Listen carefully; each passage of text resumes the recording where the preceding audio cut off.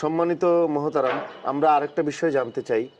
আমরা অনেক সাধারণ মুসলমান যে বিষয়টি জানতে চাই যে রোজা রাখা অবস্থায় ইনহেলার ব্যবহার করা যাবে কিনা।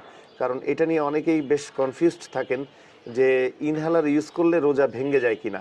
যদি এই বিষয়ে কিছুটা বলতেন।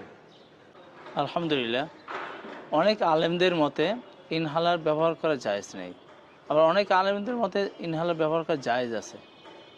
এখন আপনার যদি রোজা রাখার অবস্থায় যদি খুবই কষ্ট হয় তাহলে আপনি ব্যবহার করেন, আর যদি একেবারে কষ্ট না হয় ব্যবহার না করলেই ভালো।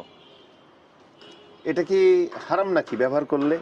একজন যদি খুব মানে রোজাতে অসুস্থ হয়ে ব্যবহার করেন তাহলে এটা কি হারাম? ইনহেলার ব্যবহারটা কি হারাম?